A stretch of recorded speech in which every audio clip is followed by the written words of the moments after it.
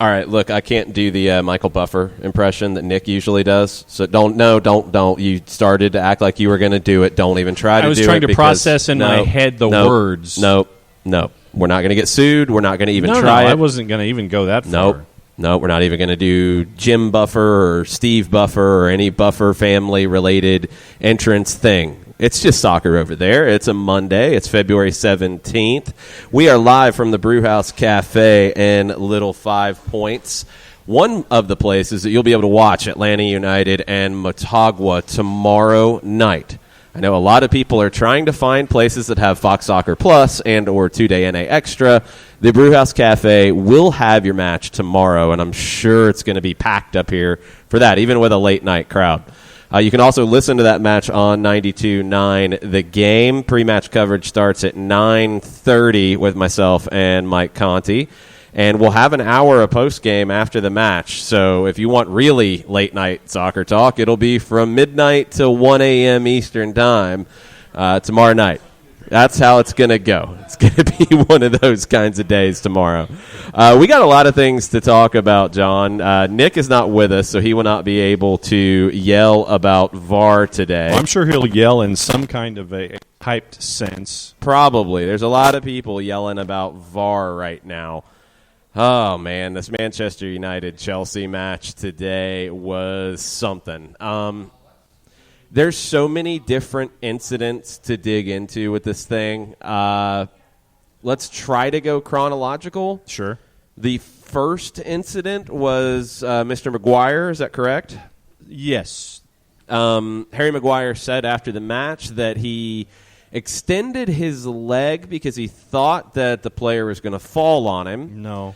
And let me finish to what Harry Maguire's saying. I'm not Harry Maguire. Don't argue with me. Right. He said he extended his leg because he was worried about the player falling on him and he was trying to catch him. That's what he said. The interviewer let him off the hook with that. His right leg, yeah, that's what he did. That's accurate. The left leg kicked the Chelsea player right in the jimmies. I mean, yeah, it's kind of clear.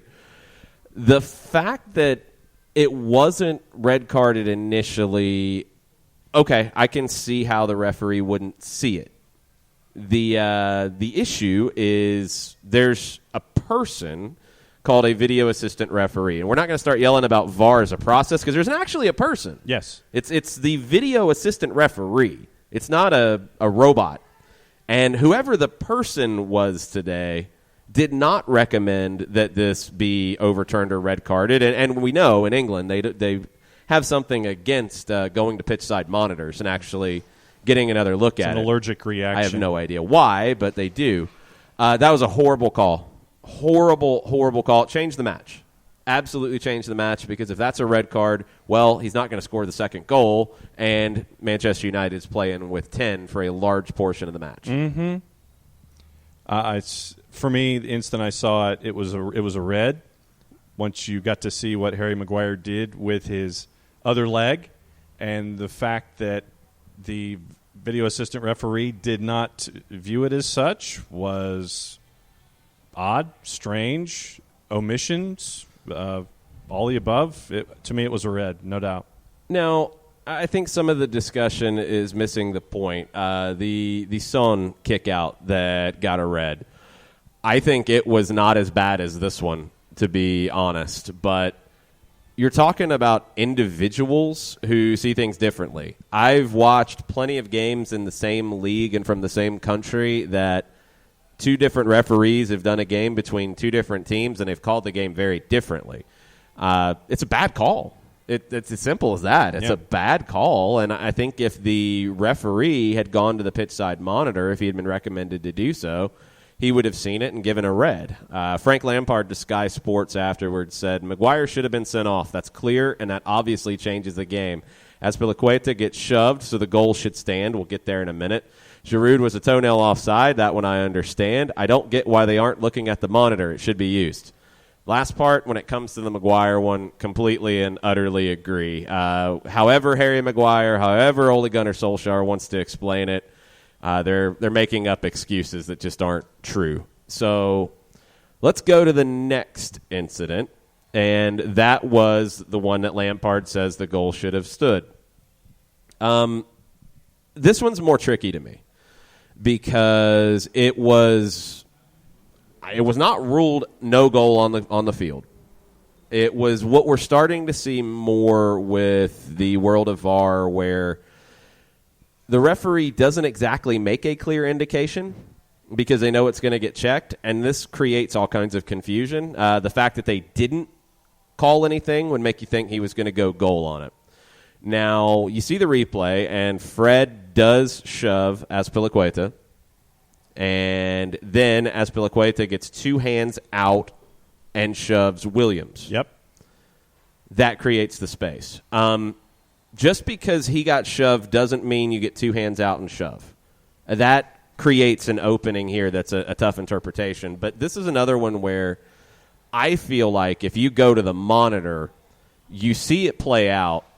This is where a smart referee handles it to call it 100% by the book, but also adjust for the feel of the situation. Yeah, Azpilicueta was bumped. I mean, he was shoved. It doesn't give him free license to shove whoever he wants, but he was shoved.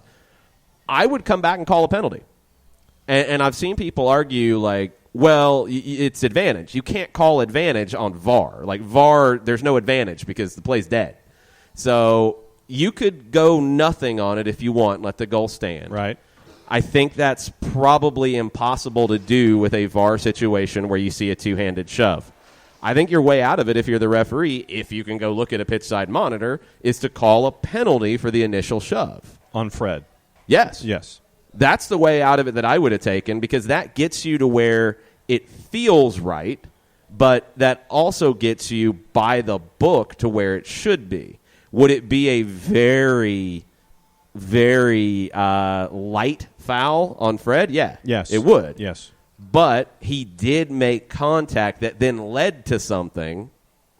That's the way I would have taken it. Yeah, I see that. And for me, it just goes back to the larger issue of, A, center ref's not using pitch side monitor, and then you combine that with VAR having an awful day.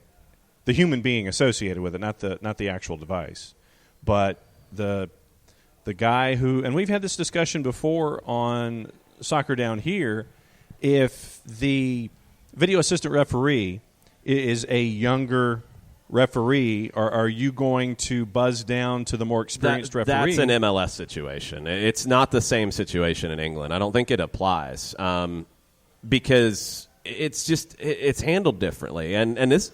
It takes it to a bigger picture for me. In MLS, I don't like that system because you create, a referee on the rise who is just starting to get games in MLS telling a senior referee, hey, you screwed that up. In England, we don't exactly know how it's booked, and we don't know how it's set up, and they're not going to the monitor, and it's being done differently than it is in any other country in the world. I heard somebody driving over here on Counterattack, and I changed the channel screaming because of what he said. He said that, well, I hate to give MLS credit and say something bad about the Premier League, and I started screaming when he said that. But what he was saying is 100% true. MLS handles VAR a whole lot better than the Premier League, as does Serie A, as does the Bundesliga, as does Liga MX. I mean, take your pick. Any league that has VAR is handling it better than the Premier League right now. The Premier League has to get over its own arrogance. English referees have to get over their own arrogance and actually realize that the game is changing a bit, and they have to use all the resources available. Why would you incorporate VAR if you're going to handcuff referees and say you can't use the screen that we're setting up over there just to mock you? It's absurd. I don't even think the part about the senior, junior referee stuff plays into it in England. You can't. I mean, we've seen plenty of video assistant referees like make very strong calls on very minor things, and the referee isn't allowed to go look at it. So it's like you're creating another problem because of whatever level of arrogance the referee association has in England, and it's hurting the product, it's hurting the league, it's creating just asinine conversations on matches and after matches. The issue is the way it's being implemented and the individual referees who are blowing calls left and right.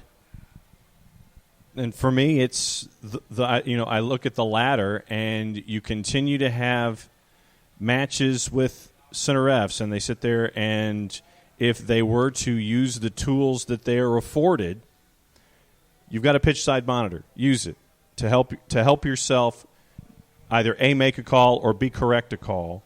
Then you also have the individual who can buzz down to help you out as well. And for me, I think that your word, arrogance, is right on, because if you have all of these tools and you don't want to use them, regardless of what you may do as a career, if there are things that are a part of your day-to-day and they're there to help you along, to help you in a modern sense with technology to make everything the way that you can to have it be the best it can be, and you don't use the technology, then that's on you to get over yourself and make sure that, yes, I can go to the pitch side monitor and it can assist me. I can have the guy in my ear and have that individual assist me. It all speaks to what's going on with the guy with the whistle down on the pitch. The conversation around the last goal that was overturned is just a byproduct of all the lack of belief, lack of faith in what the VAR system is intended to do. It's offside. I mean, there's not even a question. It's not that close. No. It's not a toenail, as Lampard said. It's most of a foot.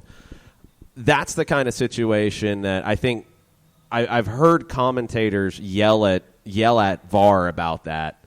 In the past, we don't know if the AR would have put their flag up or not. It's their judgment call, and we don't know how they would have judged it. They might have got it wrong. They might have got it right. Now you have it defined, and this one isn't even that close. It's stuff like this, though, is why this whole idea about a 10-centimeter grace line or something that they want to try to incorporate, okay, or they're this is pushing the first for. I've heard of this. No, it's what England's been talking about all season. They want to push for this, and it's nonsense. It is or it isn't.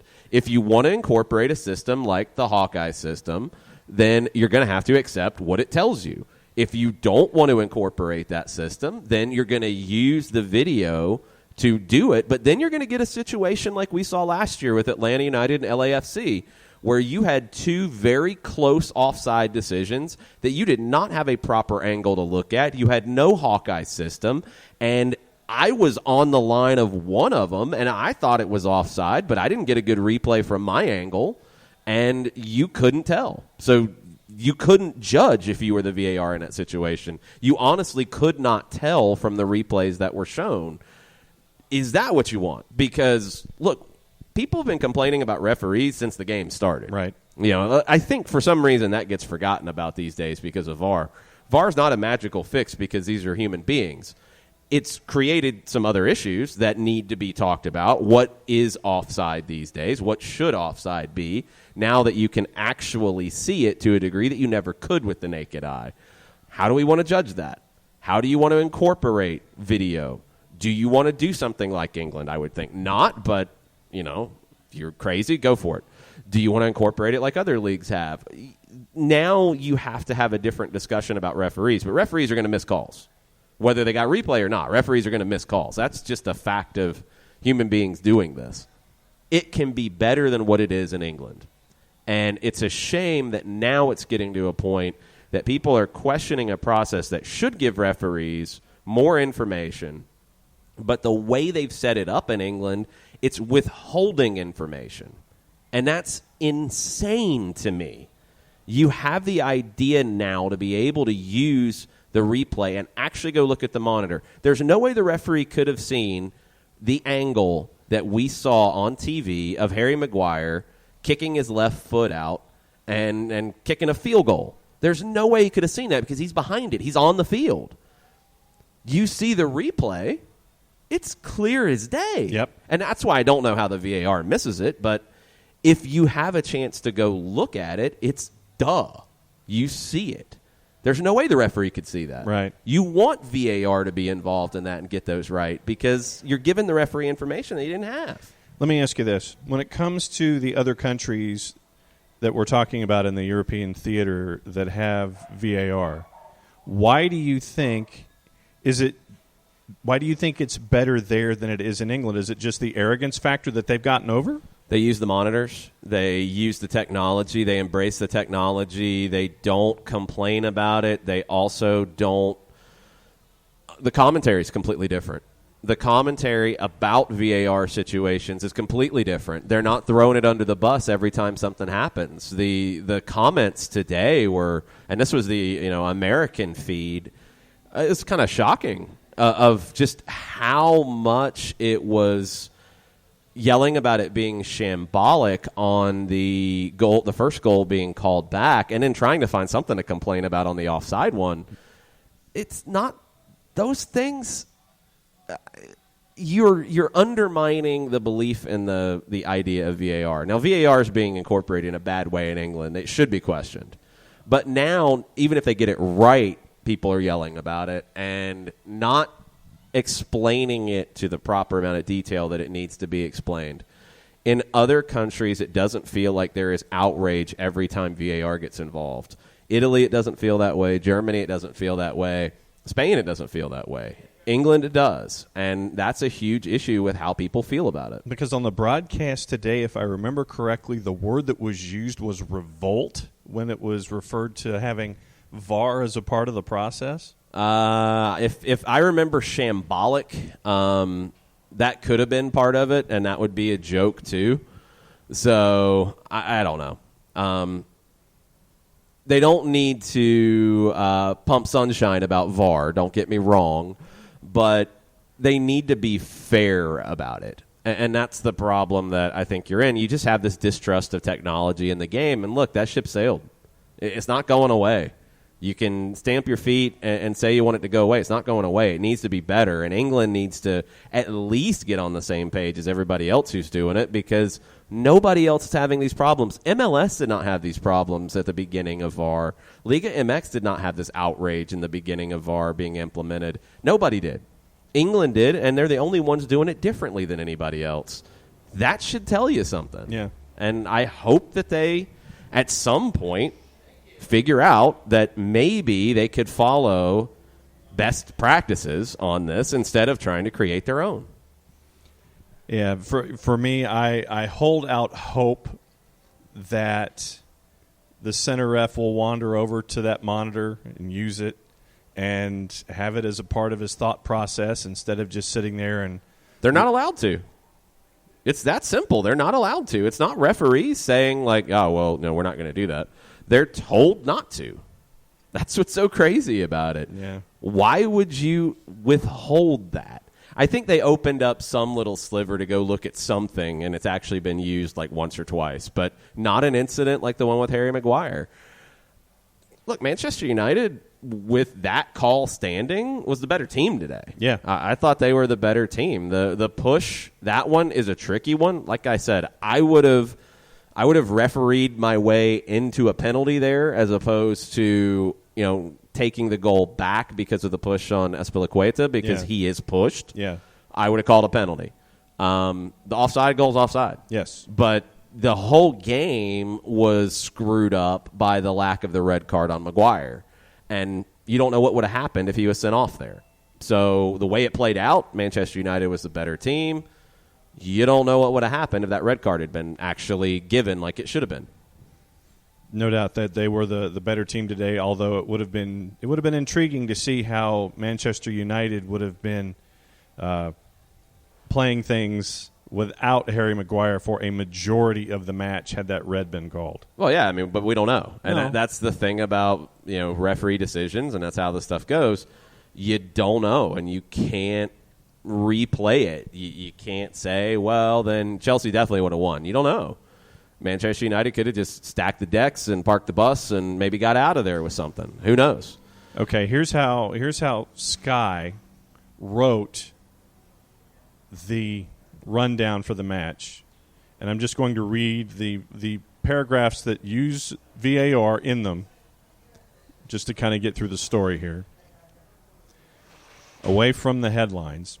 There was yet more VAR controversy in the Premier League encounter, however, and Chelsea will feel aggrieved that Maguire didn't see red when the game was still goalless after an incident with Michy Batshuayi, while substitute Kurt Zouma was denied an equalizer early in the second half.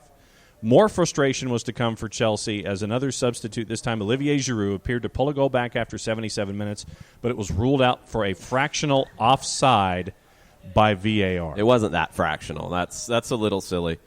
Look, the individual that was the video assistant referee is the one who screwed this up with the red card, lack thereof, to Maguire. It's that simple. It's not about VAR as a system. It's not about a process. It's about an individual making a bad decision. And the fact that the referee couldn't have looked at it and changed it. It is what it is. That's what England has created with their use of VAR, and they're really angering a lot of people. And the whole, it's ruining our game, all that stuff, that's a bunch of nonsense. But it is not being implemented well. And that's something the Premier League really needs to look at. And I have a bad feeling they're going to go even further away from the world standard as opposed to actually doing what leagues do that work. So we'll see what happens. Another competition that uses VAR, and we'll see how controversial it is the UEFA Champions League.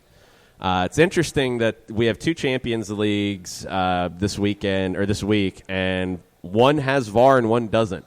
CONCACAF does not have video assistant referees yet, although it sounds like they're starting to edge in that direction. Right. UEFA does, and I don't think we've seen the types of VAR situations in UEFA Champions League that we have in England, for example. Right. It'll come up, and it could come up in the first leg of the round of 16. Starts tomorrow. The high-profile game at 3 o'clock is Atletico Madrid hosting Liverpool. The other game at 3 o'clock is Borussia Dortmund hosting PSG. Wednesday, Atalanta hosting Valencia in the hipster game of the week. And Tottenham hosting RB Leipzig. Well, that could be a hipster game of the week, too. I think Atalanta and Valencia is even more hipster, though. Those are on Wednesday at 3 o'clock. I guess we have to start with Liverpool because England is sewn up for Liverpool. They're going to win their Premiership title. Can they win the Champions League and go back-to-back in that competition and start to maybe try to replicate what Real Madrid did recently? Here's your numbers for the juice boxes, should you be so inclined, courtesy of our friends at Bet365. Liverpool to win is at plus 110. Atletico Madrid is at plus 275. The draw option is at plus 225. And a lot of folks are saying that because of short rest, this might be a tough one for Liverpool in this particular leg. Yeah, it's on the road. It's in Spain. It's not going to be easy. Atletico Madrid has not exactly been lighting things up as of late. They got a draw with Valencia on Friday. They picked up a win over Granada on February 8th. They lost to Real Madrid 1-0 on February 1st.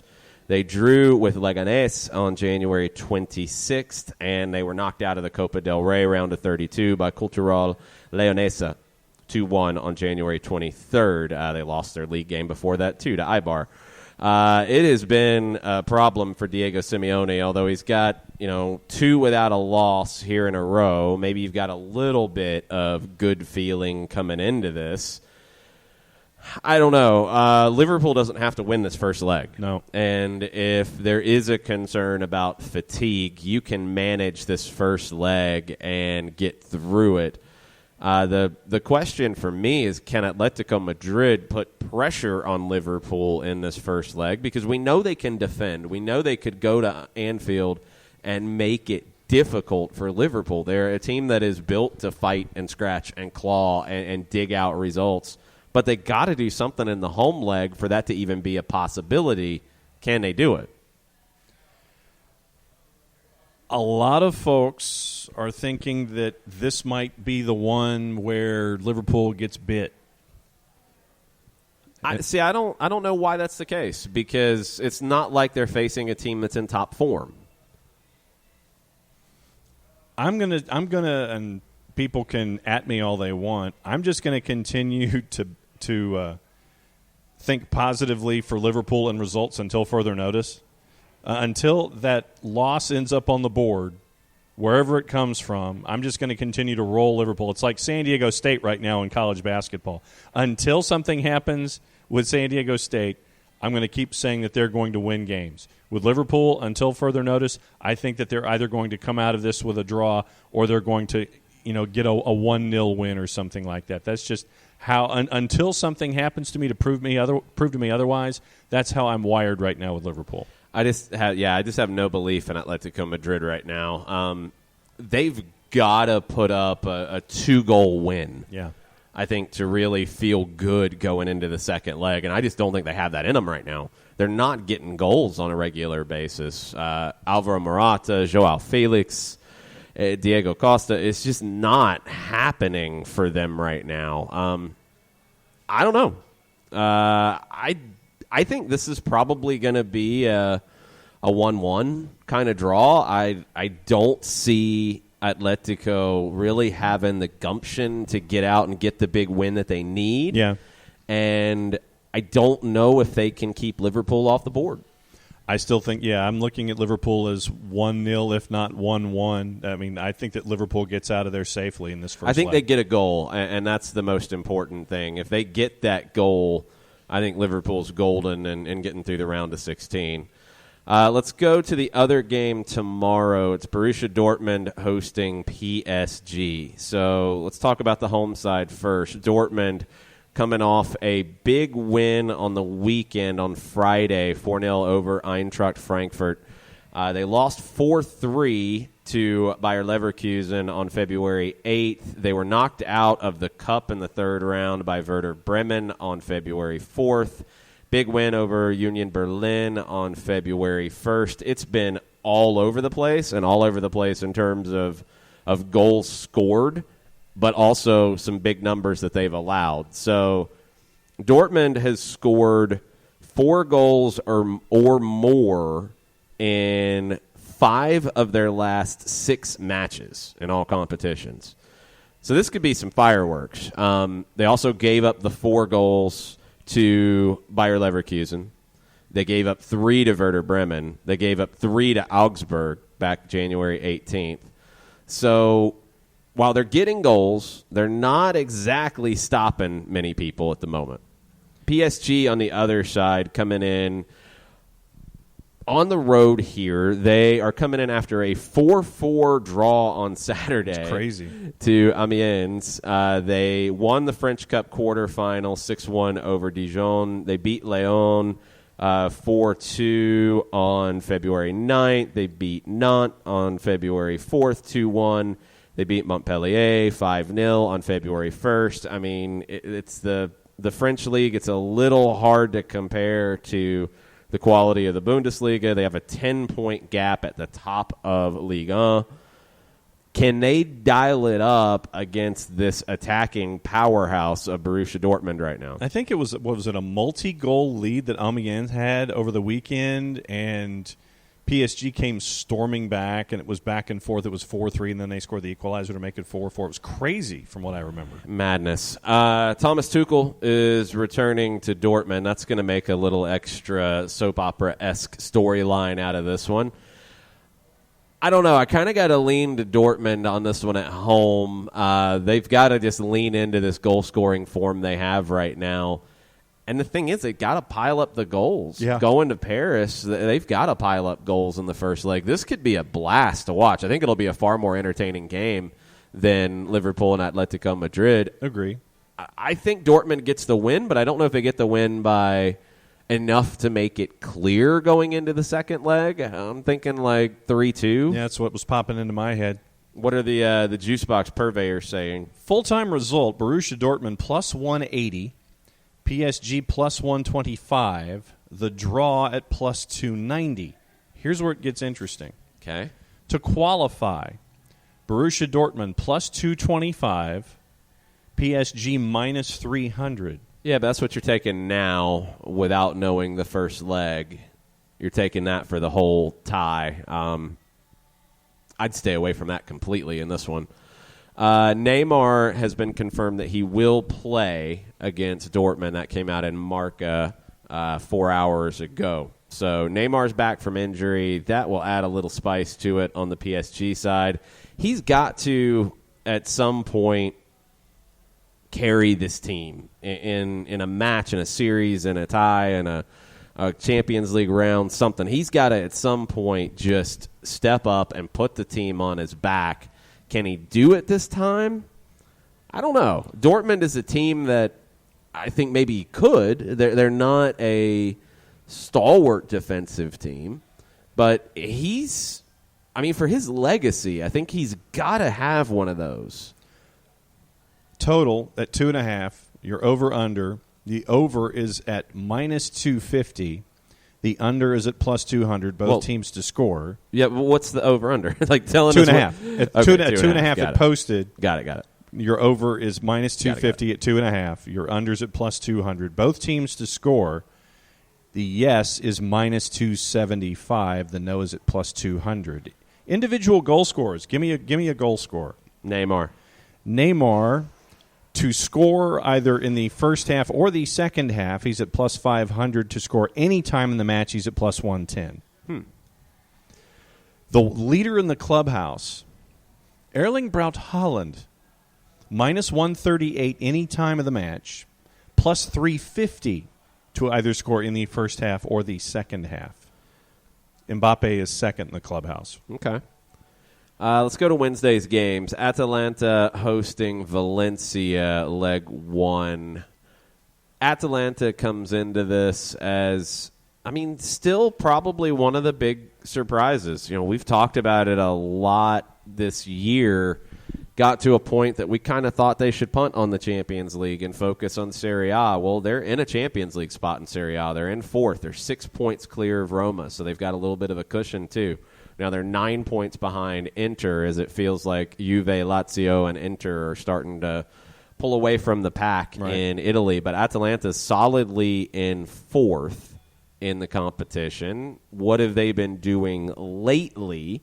They got a win over Roma, their closest competitor in league play. They're up. They won that one 2-1 on Saturday. They had a 6-3 win. I don't know what that is. That's really weird.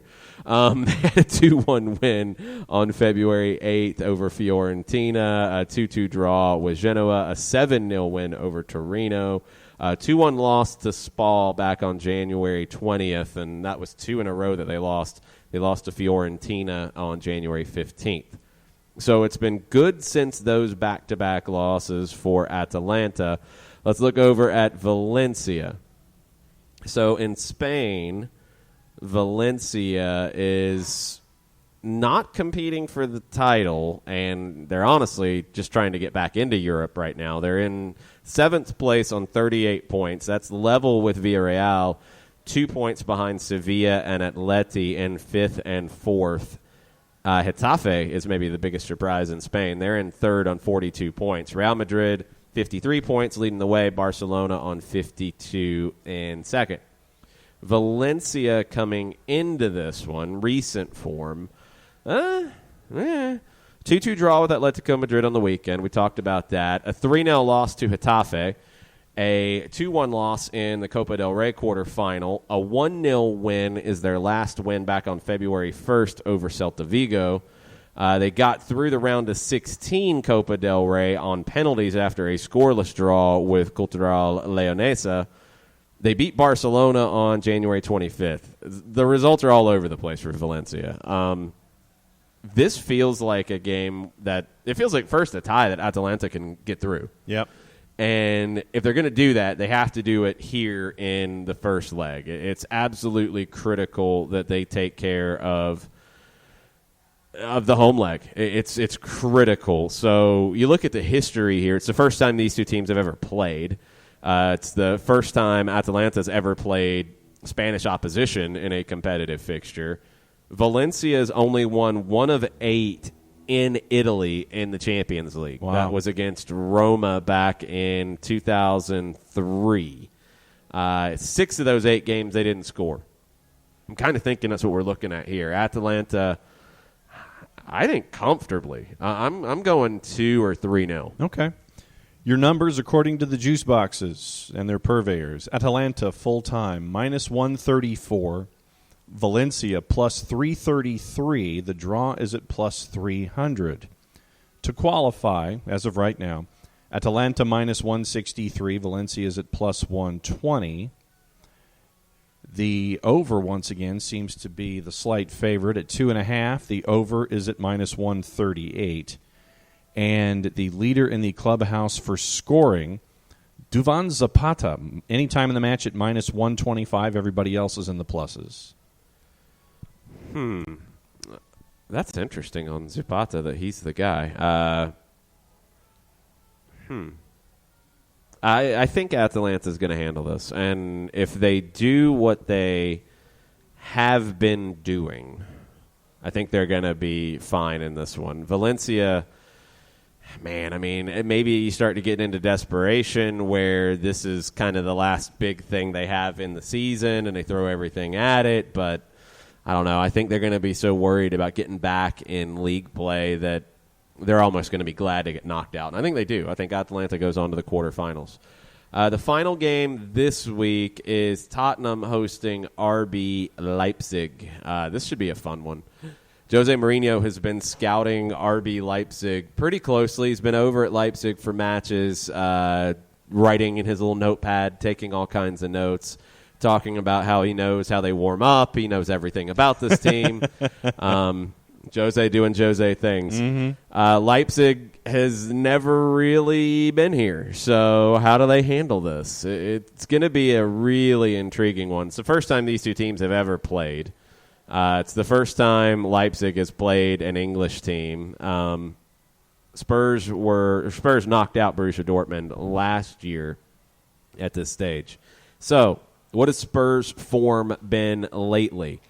3-2 win over Villa on the weekend, 3-2 win over Southampton in a FA Cup replay, 2-0 win over Manchester City on February 2nd, the 1-1 draw with Southampton in the fourth round of the FA Cup, a 2-1 win over Norwich, a scoreless draw with Watford, a 2-1 win over Middlesbrough. We're going back a ways to January 11th to find a loss, and that was 1-0 to Liverpool. So Tottenham comes in strong form. On the other side, Leipzig comes in on a win from the weekend over Werder Bremen. Scoreless draw the week before that with Bayern. They lost in the third round of the Cup to Eintracht Frankfurt. 2-2 draw with Mönchengladbach. 2-0 loss to Eintracht Frankfurt. They've had problems with Eintracht Frankfurt. Leipzig against Jose, because that's what this has kind of turned into. Yeah, I think so. Really, if you're Tottenham, or if you've been watching Tottenham, you wonder if you're going to get the team that had no issues with Manchester City and won 2-0, or the one that struggled until the bitter end and got one in stoppage time to beat Villa 3-2. You're hoping for the former, not the latter. Here's what the Juicebox purveyors are saying.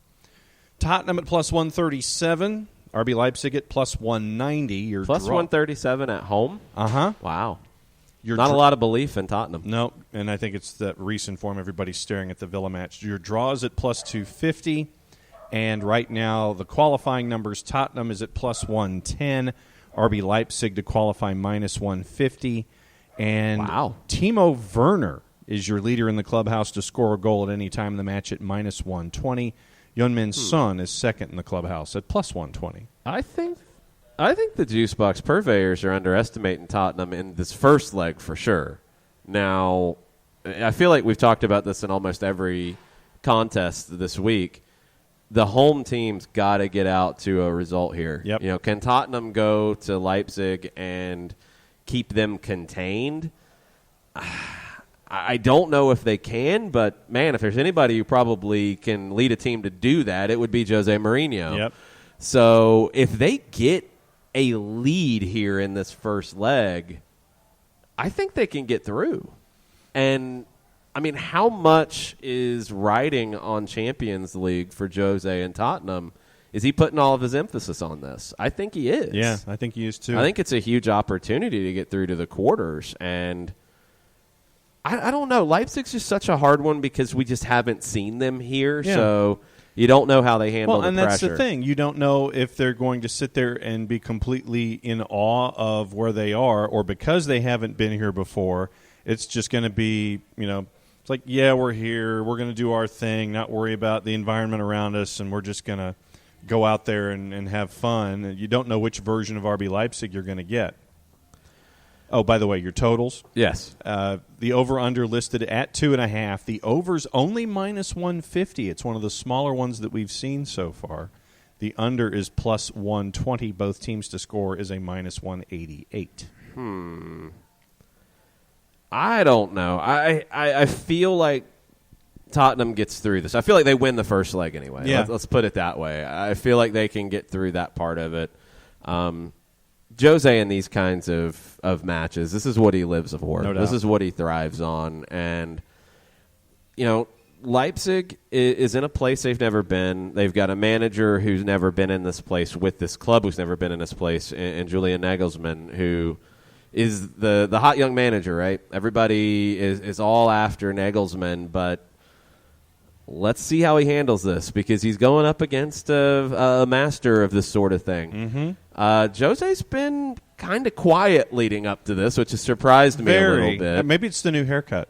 He said the barber sucked. That's why he's got the haircut. The barber sucked. I guess the barber screwed up, and that's why he's got the haircut. Took 10 minutes. He 3 times to have the right cut. He's blaming the barber for his haircut.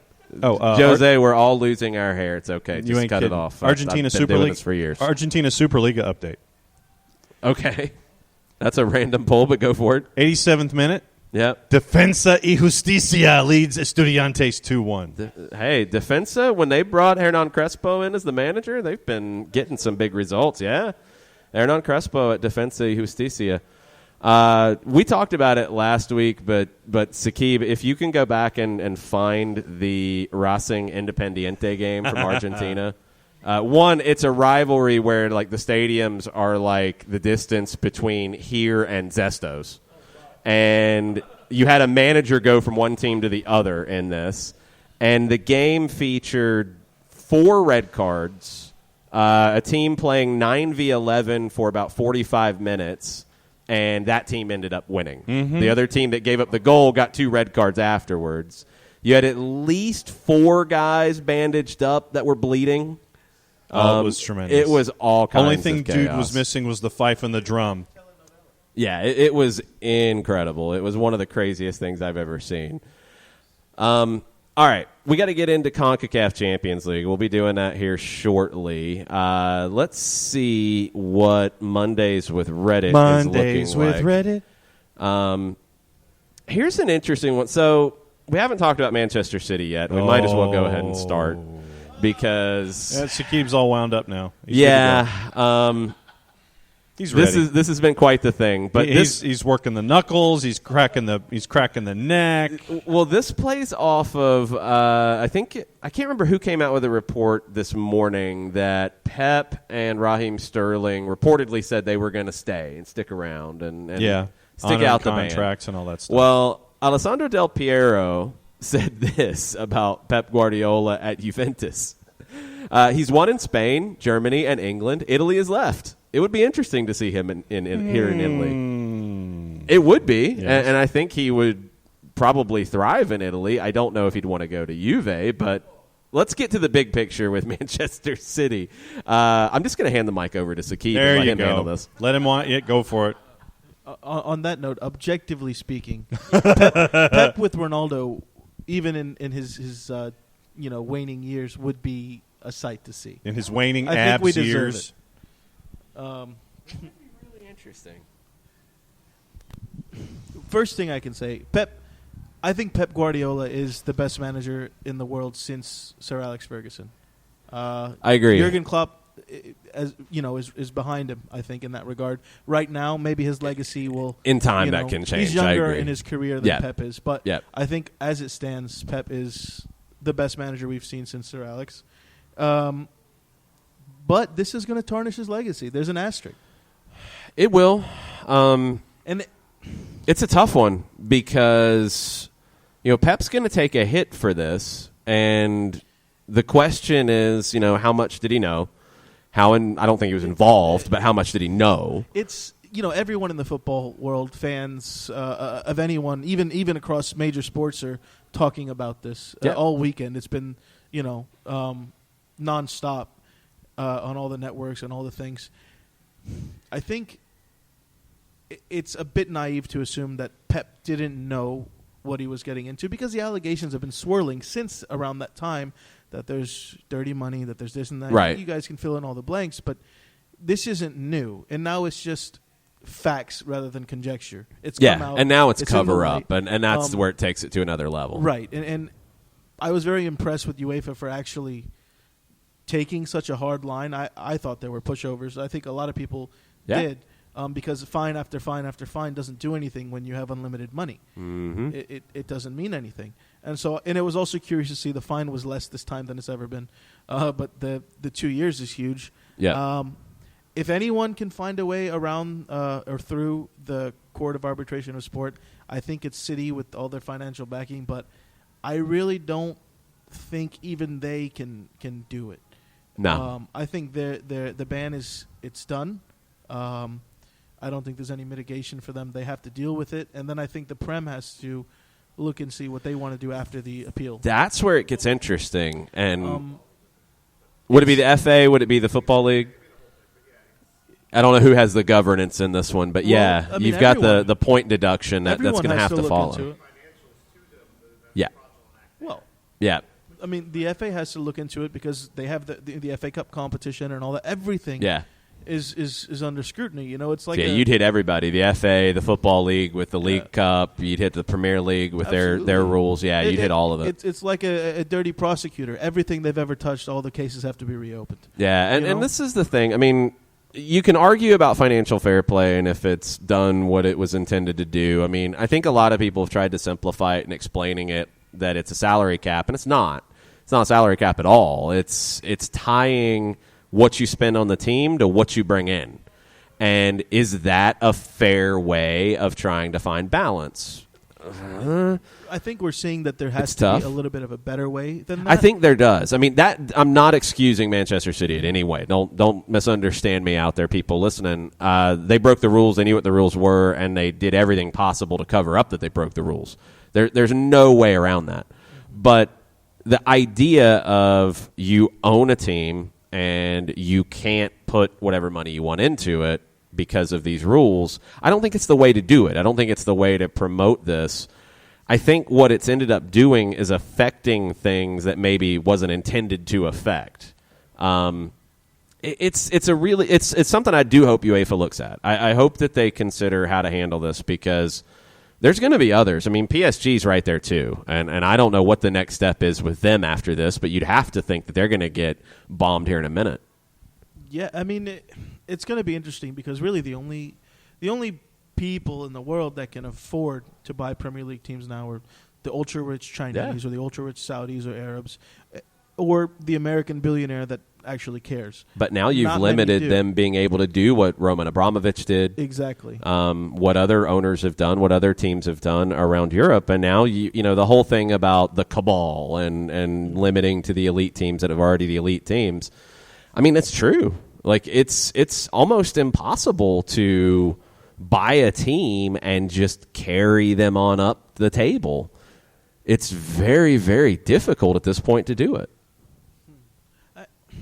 Do we feel bad for Man City? I don't because of the way they handled it. Well, the way they handled it, and it's like a slow moving, like what are they called? The soap operas. We knew this was coming. Telenovela. We knew this was coming all along. The hammer's been ready to fall for the last 4 years, and it's finally fallen. Someone finally had the courage to do it. Exactly. You know, they're probably going to, end up somewhere, 20 leagues under the sea maybe for this, but they did it. Courage. But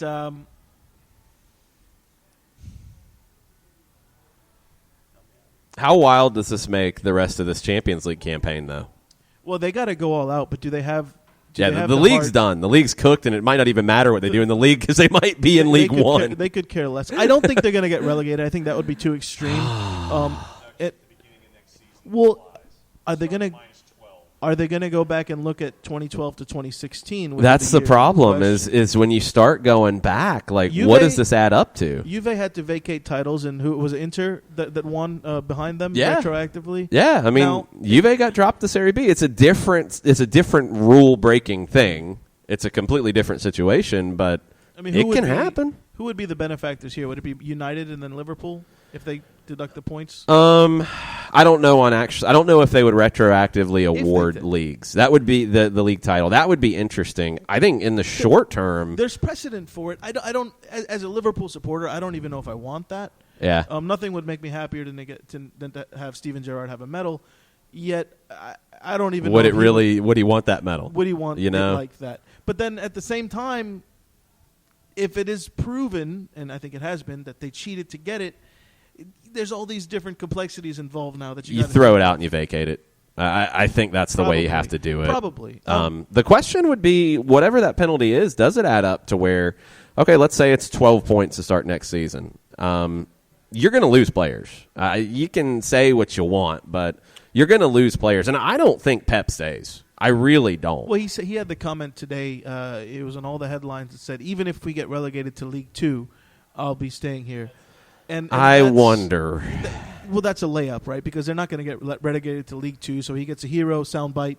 He gets to be the hero in front of everyone because he's a very clever guy. And right now, they need a little bit of a rallying cry because they're in trouble. And I think Pep is probably any other manager in the world would handle this worse than the way Pep is going to handle it. I agree. End. I think Pep is, just because of his grace, his personality, the things he's experienced in this game, he's the best suited manager to handle this catastrophic situation for any club. But I don't think anyone's coming out smelling like roses after this. I think, I don't feel bad for Manchester City, and I do feel bad for Pep Guardiola because I have a ton of respect for him as a manager, and either he's going to stick it out and not be part of Europe for a couple of years or drop down division or whatever that ends up being. I get frustrated with some of the people who have taken this opportunity to throw shades and attacks at Guardiola. He might have known what was going on. He knew at least things were going on. These were also a lot of lifelong friends that are running this club, and they put them there to get him eventually. And they did eventually after he left Bayern. I don't think he should skate. And like I said, it would be the height of naivety to assume that he had no clue. But now that people are taking it to the checkbook manager nonsense and that kind of stuff. Look, if there wasn't truth to that before, right? Because that's been since he went to Bayern, he's been around the block. And it's always been the knock on him, which I've never really agreed with. He's a top manager, and like I just said, I think he's the best since Ferguson. But he has always had money. Yeah, of course. Because he can pick wherever he wants to go. Right, exactly. When you're quality, you get to pick. Why would you pick? Okay, I want to tie my arm behind my back and play with bare feet. Fair enough. Yeah. But this hurts more than helps him in that court of public opinion in that regard. It's a shame because it has nothing to do with the quality of the job he does. I feel bad for some of the players too. A guy like Raheem Sterling who's really coming into his own. If he stays out of loyalty, is that good for his career? Is that going to be a good thing for him? I don't think it is. Kevin De Bruyne will be 31 by the time they're allowed to play. You've got guys that are going to have to go. I'm sure a few guys have Champions League incentives and salaries or things affecting it. The people I feel the worst for, who I think really had nothing at all to do with anything. I think Pep probably knew a little bit, but the players. Yeah. Because they're literally just doing a job. And yes, they're some of the best paid players in the world. They're some of the best players in the world. They live amazing lifestyles and all that. But they do the job. I mean, the way they've been playing since Pep has been there is incredible. It's been a sight to see. Some of the best football we've ever seen. That's why I get frustrated with the checkbook manager stuff. Right. Because it's one thing if you're doing it and you're putting a bad product out just because you have great players. He's taking great players and making them better in most cases. Oh, absolutely. And he's putting out an unbelievable product. I mean, if you love the game, even if you're a fan of a rival club, I think you have to give him that respect. Sure. because it's not just that he's taking great players. He's producing something pretty incredible with it. He takes an already great product and elevates it to very fine levels, very high-end stuff. Interesting.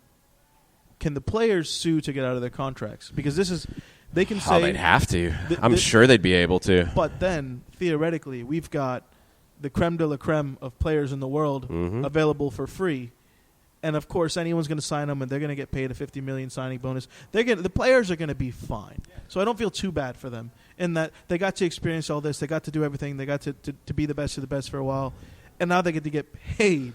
Because any of these players that sue to get out of their contracts, I think it happened a couple of years ago with Benfica or Porto, where they had some big problems in the club, safety-wise or something, and the players got out of their contracts. And a couple of them ended up going. I think Gelson Martins was one of them, and some of those cats got out for free.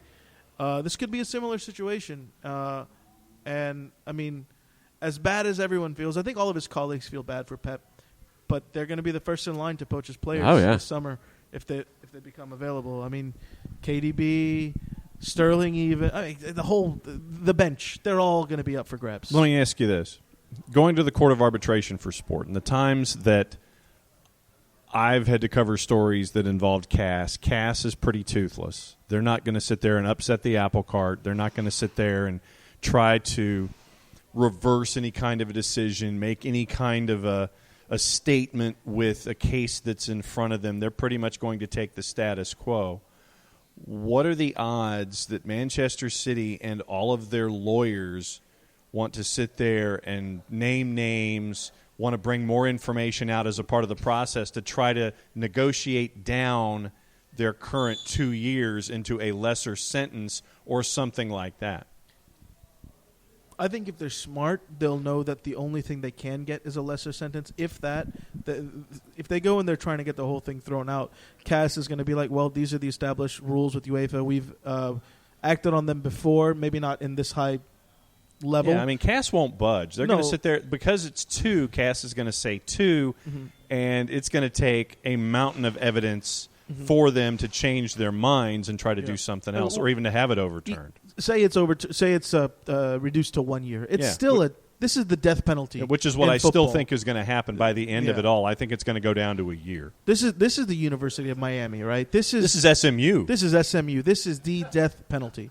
Forget about it, especially for a club that they were winning leagues before Pep showed up.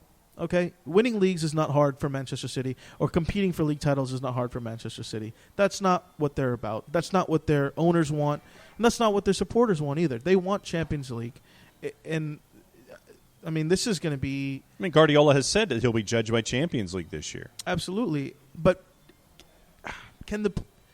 with this huge thing looming, are they going to be able to rally to try and win it this year? Guardiola, what makes you think it. that Pep won't sit there and have the first speech now after all of this? It's us against the world. Want to have that every single time because he's already done that with this team, with this group of players, and it doesn't. It really is you against the world, and the world's not budging. Right? As soon as the appeal's over and it's 1 or 2 years, that's it. It's you against the world, and you won't get to do it again for the next 2 years. The players are going to feel let's go out in done. the blaze of glory. Let's go ahead and win everything. We know that we can't get the Prem. Let's go ahead and... But for who? They owe it to the club that screwed them in the first place? Yeah, I don't know. I guess if anyone can get them to rally, it'll be Pep, but I just feel like this one is a bridge too far. And I could see them sputtering in the finals, semifinals or something like that. If they make it, I'd love to see a Liverpool City final. I think that's what the people want. And for that game, all bets are off. They're going to show up. If that happens, are you going? I could have gone last year. I had to work, which really hurt. It still hurts in my heart. It'll probably be similar time this year to a big trade show I've got to go to. But this year, if I get the opportunity, I'm going to go. I have to. Okay. Yeah, because the clubs are great for a finite amount of time. There's a small window. Right, especially these days. So with what Liverpool's doing now, went to Anfield for the United game, and I'm going to try and go as much as I can within reason. Do I want to know how much that sets you back? You don't. Does the boss need to know how much that sets you back? Well, she found out the hard way. One of my good friends dined me out. He did let me walk alone. But it's all good. She's happy because I made up for it financially, so we're all good. You had the how do we say this? You had what is it? It's the emotional capital all built up to where you could actually come back and. Oh no, it cost me money. Okay. Yeah, it cost me money to make it right. All right.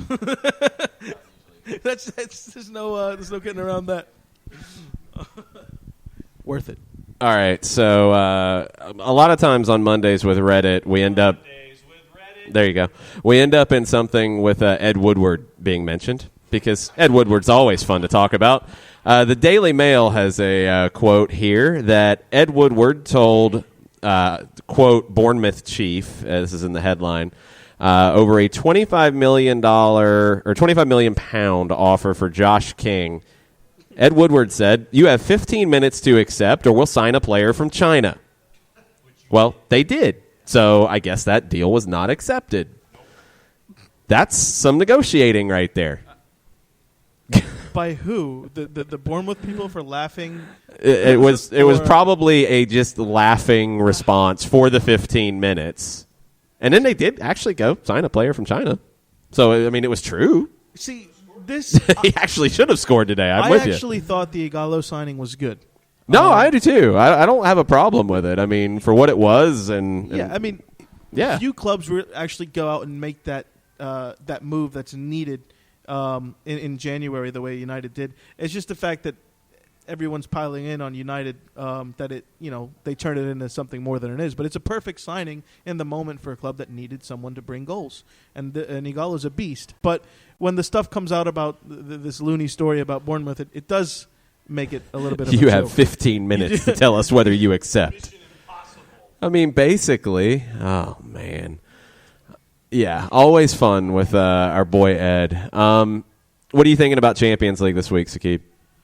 I have to say I like Liverpool tomorrow, only because I was the one team that I was worried about was Atletico when the draw happened, but they're very hurt. So yeah, they're not what they've been. Liverpool have no excuse not to win that game. One of their players, Saul, he has a pretty great quote about Liverpool. He says, "They have those perros de presa, hunting dogs, in the middle who run, press. It's not just running for the sake of running. They do things that aren't normal, and it looks disordered, but it's ordered, mechanized." Yeah, well said. That's a really interesting way of looking at it. No, definitely. I mean, our midfield people don't give it as much praise just because the spotlight's always on the front three and then the back with Van Dijk and Alisson and Trent. But the midfield is the engine. Without any of those guys, none of it happens. All right, what do you think about this whole thing that's coming out in Barcelona with and this is according to Cadena Ser, a company hired by the club run social media accounts that have attacked a candidate for the next set of elections, attacked Puyol, attacked Xavi, attacked João Laporta, attacked Lionel Messi. They're running like a propaganda campaign against some of the biggest figures at the club and previously at the club. What? It sounds completely bonkers, so much so that it just might be true. I don't know. They do things very, very strange. All the parties, okay? Every year, Messi is feeling sad and he wants to leave, and he gets another $100 million or something like that. Every year, like clockwork, right? Around this in springtime, he always does a one-year deal. In springtime, he gets the deal, and then the last week or 2 weeks ago, it was like City's going to buy Messi. Well, not now. Not now. Not anymore. Enter Miami, you're up. This could be even something from the Messi camp putting this out there to put more pressure on them. Even the reverse espionage propaganda? Oh, it's brilliant. I think it's bonkers. I don't think it'll affect the club at all, but it gives everyone something to talk about. This is craziness. Right. Barcelona is so crazy. I mean, the soap opera around Barcelona is always nuts.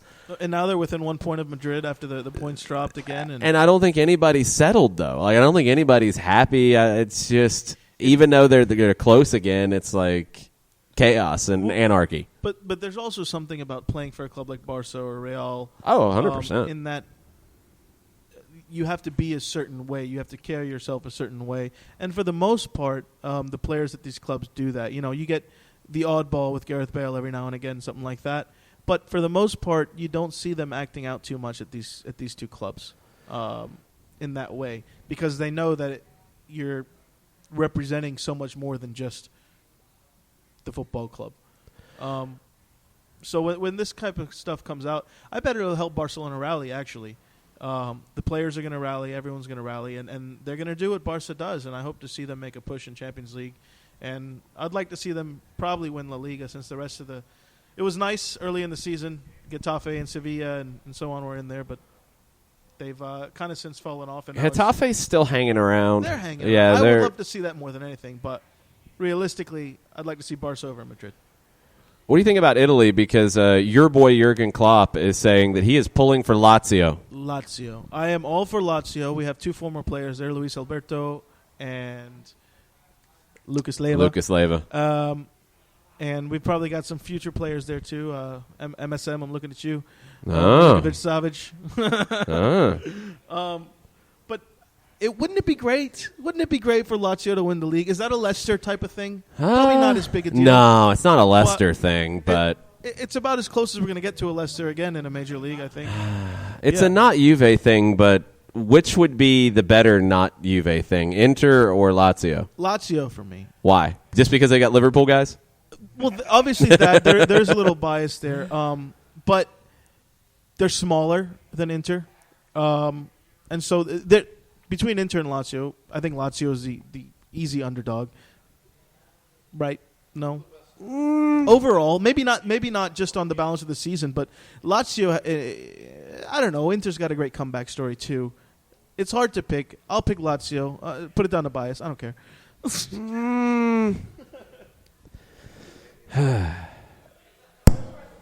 There you go. I think Nick would also pick Lazio.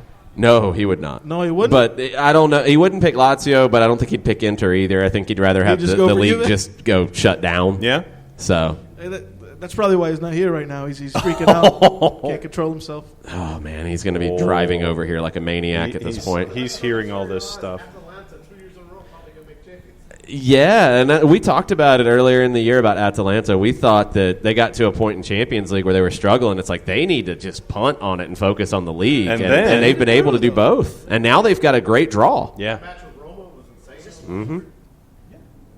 Yeah. We are live. We are live. We're on like ESPN the 27th or something. ESPN Radio 27. Yeah, something like that. Ay, Dios mío. We'll get into CONCACAF Champions League here. We have the juice boxes for that as well. Oh, we have juice boxes on CONCACAF? Yeah. Wow, that's going to be out of hand. Especially when you get into Comunicaciones from Guatemala. I'd love to hear what the juice boxes are thinking about Comunicaciones and Alianza and El Salvador. That was your and so on teaser and so right forth. there as to what the juice boxes are thinking. No, they're coming to arrest anybody who's putting money on matches in Guatemala. That's what they're coming for. So why is it every time you guys come here and try to find I don't know. And Nick's not here this time. Usually it's his fault. So I'm blaming him. They drove by really fast this time. They realized he wasn't here. So they said, no, we're good. We're good. It's safe. What else from the last week in football has grabbed your mind, Sakib? To text the wife. Okay, I'm free now. Yes. Okay, everything's good. Nick, by the way, says Lazio winning is like Spurs winning the league. Well, I don't know what that means. But what does that exactly? I don't know. Is he a gooner? What does that mean? I don't know. It's not a Leicester. It's a Spurs, is what Nick is saying. Oh, and that. I can buy that. Yeah. I can buy that level wise. Broken clock. Yeah, Atalanta would probably be the Leicester. Oh, that'd be awesome. Atalanta would be the Leicester. Yeah, that it's not happening amazing. though. But yes. Unless yeah, you're right. Football news this week. Something interesting. Football with Sakib. Well, no pressure. Give you a title. Obviously, the city stuff was huge. We've beaten that to death. What is interesting this week? Oh, well, you want? Did you hear where Mino Raiola has said that? Oh, jeez. Oh, talking about that Paul Pogba is not Ole Gunnar Solskjaer's property. No. I don't understand He's where not. Mino's. He's an evil genius that he is, but Ole's always been kind of complimentary and almost babying Pogba in a way with his remarks, and that Pogba's fine, leave Pogba alone, all that kind of stuff. Like he's trying to take care of him. It's good cop, bad cop. Yeah. So I don't know why Mino's beating up on Ole. So here's what Mino said. Solskjaer said before the Chelsea match, he said, Paul is our player and not Mino's. I haven't sat down and told Paul to tell his agent what to say. I've not spoken to Mino, that's for sure. So then Raiola responded on his Insta, or the IG, or the Gram, or whatever the kids say these days. Paul is not mine and for sure not Solskjaer's property. Paul is Paul Pogba's. But before Solskjaer makes comments about things I say, he should inform himself better about the content of what has been said. I'm a free citizen who can think and express my thoughts. Until now, I was maybe nice to him. Solskjaer should just remember things he said in the summer to Paul. I think Solskjaer may be frustrated for different reasons and is now mixing up some issues. I think that Solskjaer has other things to worry about, and this is in all caps. At least if I was him, I would, end quote. He forgets he's dealing with an assassin. I guess I missed the initial provocation. Yeah, by I did too. Solskjaer. Like I saw this Which come out, seems and I'm out of like, character. what happened? What did Ole do? But he called the man out by name. You know, that's it. All bets are off. Gloves are off. I don't begrudge Mino lashing out. Mino's gonna Mino. You know. Oh yeah, Mino's always gonna Mino, but they're back looking for Nick again. Yeah, really? Nick's not here. He's not here, guys. It's okay this time. But Pablo wants to play before Euros. And then, so he gets home, too. The whole Pogba thing. I mean, So he's going to have to play if he wants France or if he wants to yeah. get sold for everybody happy. I don't know. I mean, Travis, you're a Manchester United guy. Like, how do you feel about this whole Paul Pogba scenario? I don't even know what it is anymore. Is he hurt? Is he not hurt? Is he? Does he not want to play? Days. Like, So 45 somebody come and days. save- Boxing Day save was the Paul last day he Pogba. played. Get him out of there. It's the only day he played basically. He played for half a match and he played on Boxing Day. Other than that, he didn't play since Arsenal in September. yeah. I mean, he's barely played this season. It's been he'll be back in 3 weeks or 4 weeks or whatever, and it never happens. It's a pretty severe sprained eyebrow. Yeah, it's definitely a very sprained eyebrow. I don't know what it is. I mean, it's just like I don't even know how you resolve it at this point because you've already sunk the money into it. He's gone, but are you going to get anything? Get for him, and should you have sold him last year? Definitely should have sold him last year. I was there for sure. And he's going to get sold this summer. It's just a question of does he want to get sold for the value he does, or his agent gets that kick too. Right. That's what's so weird about He's it. got to play. Yeah, He's but gonna have to play at some point this year, the rest of the season, to convince Juve, or more likely Juve, to spend the money. are you actually going to play him at this point? I mean, would you? Well, he wants to be a Europa champion twice, right? He's not going to win Champions League. Go back to Juve at that point. So they're going to be on the downward spiral again. Yeah. So I don't know. I mean, it's such a weird thing. Like, I hope we get a behind-the-scenes 30 for 30 on this one. I think we'd play him if we were still in the top 4/5 this year, or still in Europa. I think he gets played for some matches if we're still in Right. one of the two. If not, it's going to be blah blah. Goodbye. Yeah. Go train with the reserves. Go stay over there. But if you And- have a chance of something, you're not going to not play the talent if he wants to play. And this is what's interesting is that now the 5th spot has come into play because of Manchester City. Oh, I mean, if there wasn't a little extra pep and Arsenal Could stepped, you imagine Everybody. Sheffield United in European football? I think that's what the neutrals want. Not buying it. It's not going to happen. But they can make it Europa. I mean, Sheffield United going on a European tour. Come on, that's what we want. Oh, no, that's it'd be what cool. Will save football. They're pretty safe for a Europa shot. I think. Yeah, I think the Europa is where they're going to end up. I'm curious to see who gets into Champions League that would not have. Well, 4th and 5th are wide open right Yeah. They end up like a Reading and stuff when you got into it years ago, and then next thing you know, you're down, we're spiraling back. Yeah. to the league. It feels like it's at least big clubs who are there. Somebody was headed to Europa League that now could end up in Champions League. It's going to be a wild end of the season with the spot that's opened up. We talked about this at the beginning of the season, obviously not knowing that fifth would come into play, but we all kind of gave our thoughts about who could make top four, and a couple of us, myself included, were very high on Leicester, and that looks like it could be a done deal, hopefully, for them. But the other team that I was really high on was Wolves, and wouldn't it be something for both of those teams to crash the party? Now it's a very, very real possibility. I mean, Wolves have a lot of work to do still, but Wolves and Leicester taking 2 of the 4 spots? That'd be tremendous. But, I mean, think about what Nuno Espirito Santo has brought in when the Wolves came up from Championship. It has been tremendous football, and with the Spanish flavor and flair that he brought into the league, as heavy as he brought in with Jimenez and Jota and all those guys, Rui Patricio in net, it was a different dynamic that I think it took a while for the rest of the Premier League to sit there and understand where Nuno was coming from when it came to a weekly basis. And now that he's still in year 2 and year 3 of all of this, you're seeing great work from Wolves. Wolves is just kind of sitting there, and they're plugging right along right there on the edge. And you're seeing the same thing with Chris Wilder at Sheffield, with Wilder bringing in the 3-5-2 that everybody sat there and went, what's this 3-5-2 that we're seeing? Well, We've never seen a 3-5-2 before. I mean, never seen it before. You just saw one a couple years ago win the league at Chelsea. True. With a team like Wolves making a push, them where they are in their development, if you will, if they get into Champions League this year, similar applies to Leicester.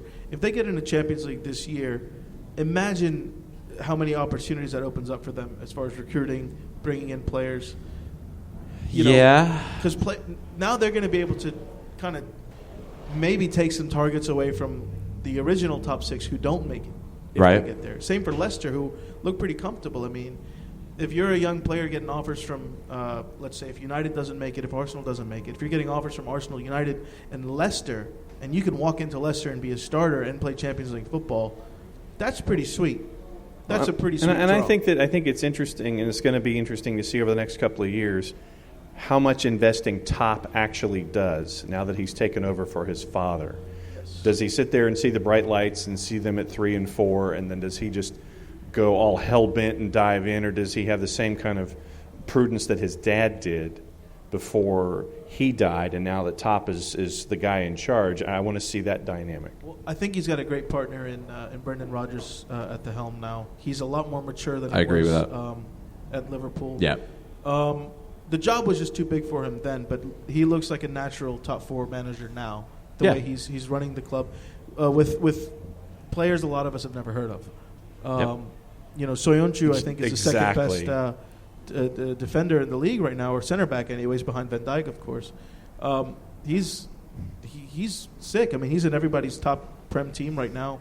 He's in my fantasy league. Yeah, as well he should be. Vardy's just ageless. They're doing great things. It's impressive. I mean, they're 3rd in the league in goals scored behind Liverpool and Manchester City. They've actually given up fewer goals than Manchester City. They've got one more game played, too. 3rd in the league in goals conceded. Go down to Sheffield United, who's 2nd. But that's impressive for a club the size of Leicester. Absolutely. They feel established where they are now. They could get 2nd / whatever Manchester City ends up finishing this season with whatever penalties they get. But Leicester feels good where they're at. Chelsea is in the 3/4 spot, and Tottenham is in the 4/5 spot. The 4/5. Sheffield United's 1 point out of the Champions League. Manchester United's 2 points out. Wolves 4 points out. Everton 4 points out. Remember when we did our preseason stuff, and remember who I said was going to be a surprise this year? And they took the damn roundabout way to get there, but I said Everton. Yeah, you did. And I did not expect it to go the way that it has. You did. You said Everton. They definitely took a strange way. They took the scenic route, but they're 4 points out of the Champions League. And yet, in touching distance in February, that's kind of amazing.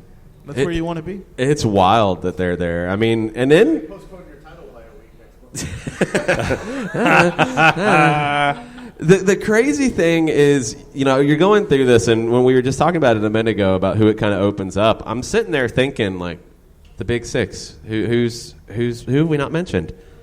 Arsenal's in 10th. And they're only 6 points out of that spot. With Arteta. They're not. Well, they look pretty good this weekend. 10th. 13 draws. Arsenal gets a pass this season, I think. Are they manager change mid-season? No, I agree. They get a pass this season. As do Chelsea, honestly, with the ban, with new manager, first-time Prem manager, first-time major. Yeah, but here's the thing about Chelsea: if they got here in a different way, it would feel very different.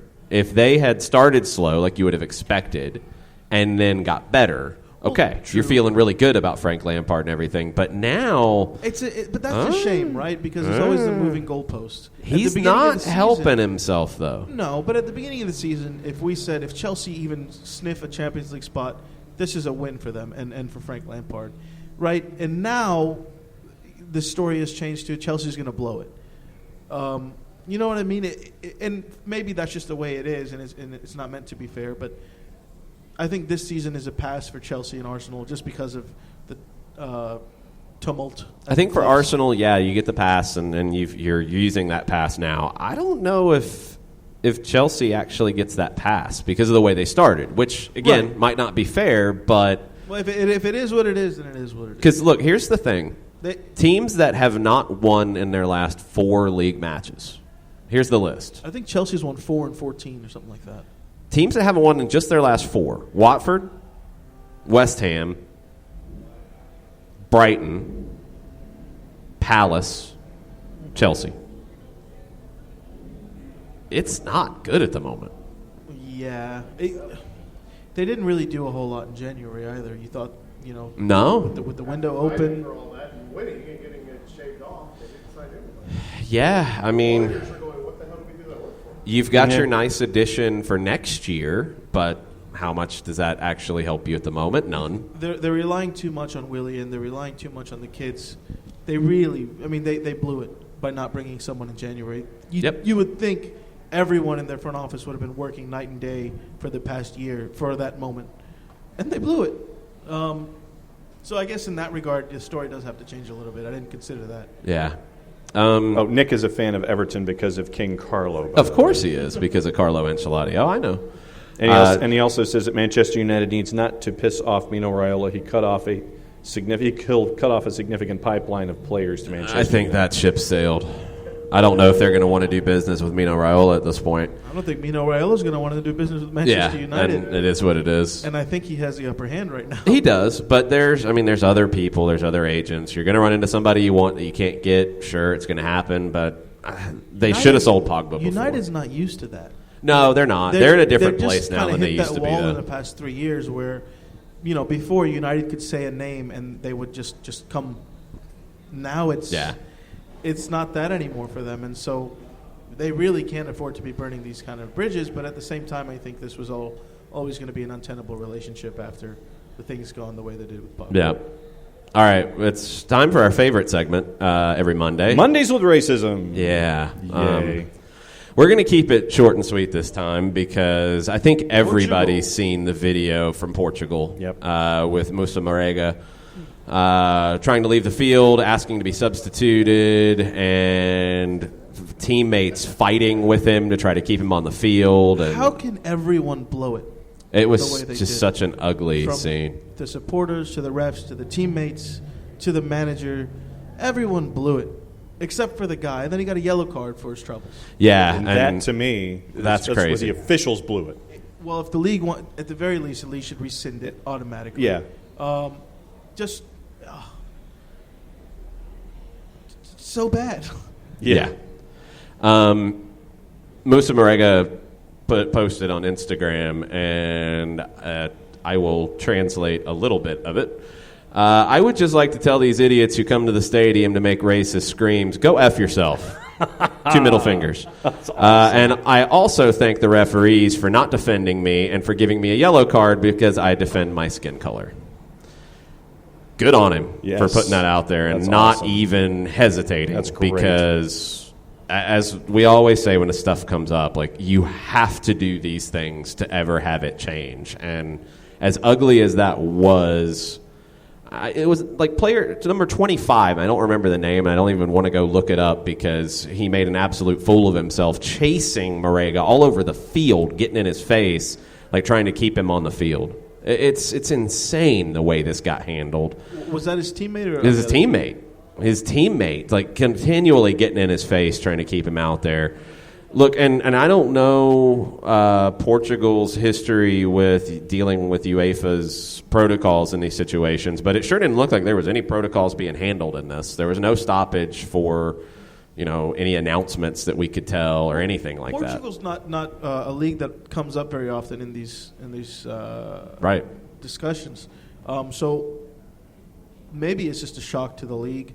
Not that that's an excuse, but hopefully, in hindsight, they look and they take action and they demonstrate it to the world that they can stand up to this. That's all that can be done now. What happened.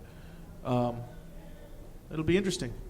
Yeah, they've got to do better next time, and we will see how this gets handled. If I remember, Marega actually played for that club previously, which makes this kind of even worse. In that, he had a history with that club. I don't think he left on any kind of bad terms, which doesn't excuse it. It's just you're turning on a former player in this. It's insane. I'm glad those videos made the rounds, and it was hard to watch. It was really hard to watch, but I'm glad that made the rounds, and I'm glad that's been pointed out, and we'll see what FC Porto does to deal with this, and we'll see what the Portuguese league, how they deal with it, because they have to. You can't ignore that video that's made the rounds and made your league look foolish. And Porto's teammates, this player's teammates, have looked foolish. So hopefully we see something change in it. We've left CONCACAF Champions League for the end because it is craziness and it is CCL fever time. Catch and it. It's always nuts. Some of the things that I'm already seeing on social media from people arriving and I saw this firsthand last year in Costa Rica where this is a huge deal for the clubs that are hosting the first legs of these matches in Costa Rica, and El Salvador, and Honduras, in Guatemala, in Mexico, where it's Club León and LAFC, which is the heavyweight matchup in this round. It's a big one. And it's a big one because Carlos Vela has never played for a Mexican club, and now he's going to be playing in Mexico. I think. Oh, they're going to let him have it. I think it's the first time at the club level that he's playing in Mexico. Obviously for the national team, but then that's another issue is he's turned his back on the national team. So this is going to be really interesting what the crowd is like for that one tomorrow night. I hate that it's the same time as the Atlanta-Motagua match because I would be all over watching it, and I'll probably watch it when I get back. But What's the broadcast plans? For that one, that's for Atlanta United. Well, we first. haven't got there yet. Slow your roll. We'll get there. The broadcast plans, if you want to watch Atlanta United and Motagua, is to come up here to the Brewhouse and watch on one of the 9,847 televisions. They have gained 400 TVs since this morning's show. Always. There are drink specials. I'm looking at all the different drink specials everywhere. They're at the food specials this week. I know there's a new daily special every day. So what you need to do tomorrow, because you're probably going to watch some UEFA Champions League during the day, so you go to work early. It's all on the pacing. You go in early. You get 8 hours of work done in 5. You leave or at least early. Look the part. You go watch the 2 UEFA games. It'll be at the same time. It's 3:00. It'll be over at 5. It's the first leg. There's no extra time or anything. So then you can go home because you're going to eat up here. You go home. You take a nap. Then you come back. And we're going to have the LAFC game on side by side in the corner if anybody wants to keep an eye on that one at the same time. Yeah, and head you on a should. swivel. And you should. It needs to be off to the side so you can turn around and see what's going on in that one too. But it's going to be a wild couple of weeks for MLS because the league's at a point now where the old arguments about being inferior to Liga MX, they don't hold water anymore. Because you've seen the Golden Boot winner come to MLS from last season, Alan Pulido's, and he's not in L.A., he's not in New York, he's not in Chicago, he's in Kansas City. Lucas Cavallini in Vancouver. Lucas Zelarayan from Tigres to Columbus. Like, it's not even just big clubs that are getting these players. It's Columbus, it's Kansas City, it's Vancouver. But then you also have Carlos Vela not going to play in Mexico, coming to play in Los Angeles. Chicharito not going to play in Mexico, coming to Los Angeles. Now Rodolfo Pizarro coming to Miami in a big move. And he had a lot of things to say. One of the things he had to say today to the media was that Tata Martino told him there is no difference between Liga MX and MLS anymore. No difference in the quality. And I would tend to agree. But the results make you think otherwise. Well, this is the season MLS might get to take a leg up on Liga MX. They have to. Yeah, the pressure's on. Got a the boogie this year. opportunity's there. Take a leg up and leave them behind. Not to be disrespectful, but MLS has a trajectory they're trying to achieve, and a season like this is critical. It is. It's absolutely critical, and there's just no more excuses. And that goes for Atlanta United, too. I mean, Atlanta United goes into their match in Honduras tomorrow, missing Miles Robinson. Yep. Missing Mateo Susetu due to visa issues. Missing Jake Mulroney due to visa issues. Edgar Castillo out with a rib injury week to week. And George Bello out with a concussion. Yep. So that's 5 absences that you're going to have in this. Still no excuse. Motagua comes into this, and I'm waiting on updates out of Honduras because 2 of their top players left on stretchers on Saturday. Juan Pablo Montes, their center back, who is their captain, best target on set pieces. He looked to pull a hamstring. It looked pretty bad. Had to stretcher him off. And their top scorer, Robilio Castillo, their top all-time scorer, who just returned to the team on loan from Tondela in Portugal. He scored 3 goals in 3 matches. He left after getting kicked. So both teams are going to be missing big pieces in this. There's no excuse. There's no excuse for Atlanta. You have to manage it. Doesn't mean you have to win tomorrow, but you have to manage the round of 16. And we've seen it. I think in Europe, maybe the differences between that home and away leg are not quite as pronounced as they are in CONCACAF, because there's a certain level of expectation once you get to this stage, once you get to the round of 16, of, okay, it's Liverpool and Atletico Madrid. Yeah, you're going to play in Spain. You're playing in a huge stadium. You're playing in a modern stadium. You're going to a great hotel. Like, everything feels pretty similar. You're not going to San Pedro Sula, and you're not going to a stadium that this team had to move from their original stadium to, because their original stadium is crumbling and is undergoing renovations. And right now, like, they're playing league games in there in front of 7,000, 10,000, because that's all they can safely allow in. Like, you're dealing with so many crazy things on the road in this competition that managing the away leg, I think, becomes even more important than it is in Europe. Well, it's going to be a test for Frank. Yeah. Sure. It is, and he's going to get tested by a team that, would love nothing more than to knock off the big American team. And Atlanta's seen as the big team now. This is the biggest game of their year. There's no question. Yep. So they want it. They're going to go all out for it. And games like these, a lot of the times, just deteriorates, not the right word, but it just deteriorates into 11 men versus another 11 men, and whoever wants it more. That's when you get those inexplicable results and upsets and things. So Atlanta better be, all the players better be ready to go. And it's the first match of the season. So, there better not be any rust, because a team like this will take advantage just because they want it. They want it more than anything. You have to be ready. If you're not sharp, and that could easily happen because it is the first competitive match, you have to be ready to fight.